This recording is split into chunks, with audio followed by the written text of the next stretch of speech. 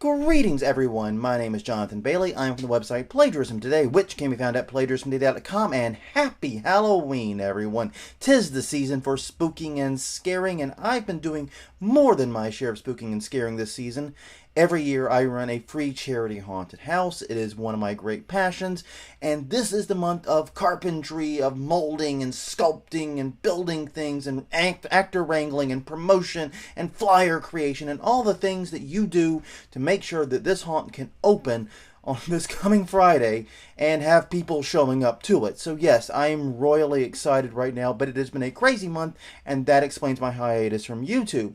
However, before Halloween, I want to get in one of my favorite copyright subjects, and it deals with one of my favorite movies of all time, Night of the Living Dead. Now, undoubtedly, you've at least heard of this film, even if you haven't seen it. It is the seminal, the original, modern zombie horror flick, and I choose my words very carefully for reasons we're going to get into in a minute. But this is one of those iconic pieces of cinema that everyone at least recognizes.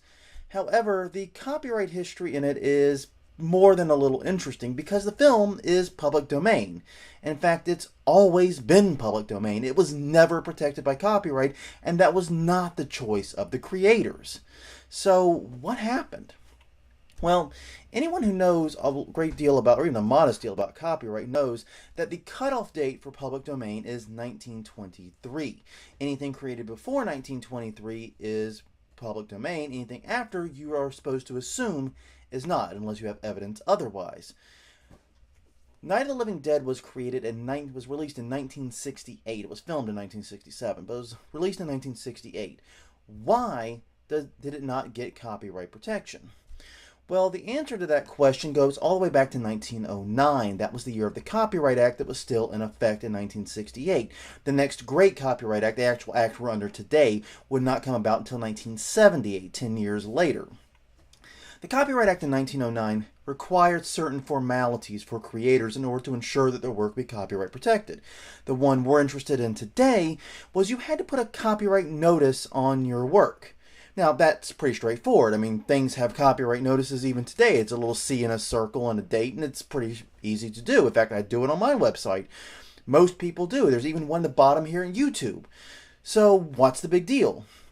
Well, Night of the Living Dead was originally titled, when it was in production, it was entitled Night of the Flesh Eaters.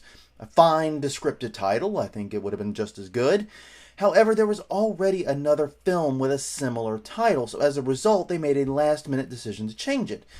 The distributor, Walter Reed Foundation, when they changed out the title card, removed the copyright notice and didn't put it back. Yeah. It's really that simple. They did not put the copyright notice back on. And that is crazy if you think about it. Such a simple, stupid mistake, and the result of that was the film was released and immediately went to the public domain. Do not pass go, do not collect $200.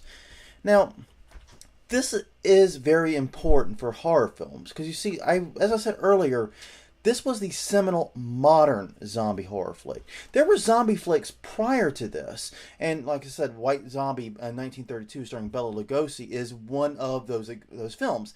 These zombie films, however, featured voodoo zombies. These were living people whose minds were being controlled. They were being manipulated into doing things. The idea of the undead zombie rising, well, that was Night of the Living Dead that originated that.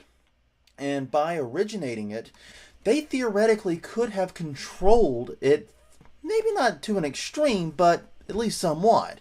Now, this is interesting because a lot of things we know and just sort of assume are stock canon in this genre, such as shooting zombies in the head, the zombies are the dead risen from their graves for whatever reason, so on and so forth. All of that comes from this film, and also the insatiable hunger for human flesh.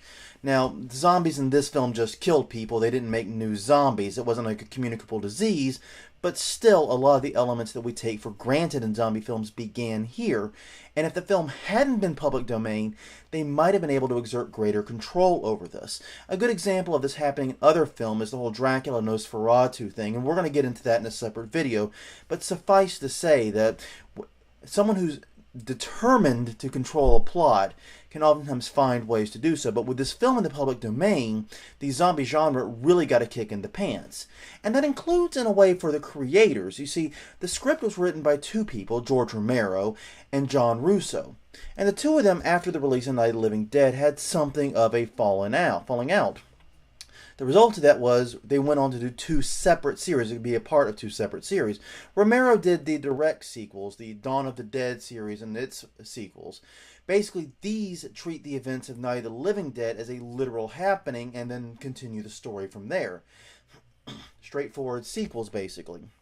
However, Russo did the somewhat lesser known Return of the Living Dead, or Of the Living Dead series, and this one actually has some weird title shenanigans if you go further down the line. But long story short, these treat Night of the Living Dead as something that was based upon something that happened. So basically, Night of the Living Dead is a movie within the movie, but it's a movie based upon something similar that happened.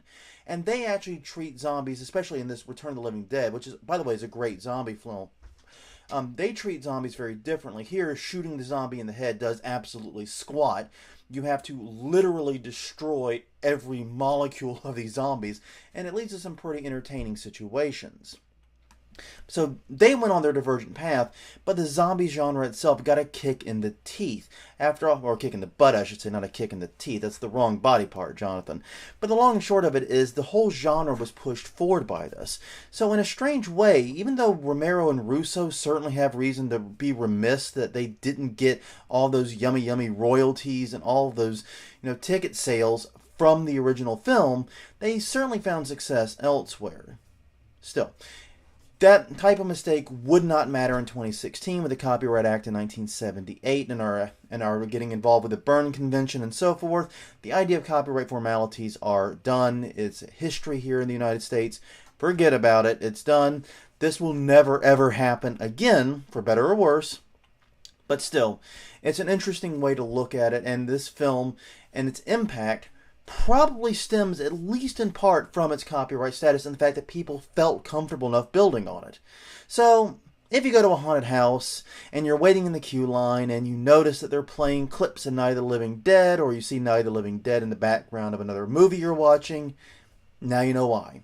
It's public domain, it's free to use, and that's why it gets used so damn much. That, and like I said, it's a pretty darn good film. If you haven't seen it, really do check it out sometime. Well, on that note, everyone, thank you very much for joining me. Until next time, this is Jonathan Bailey, signing off.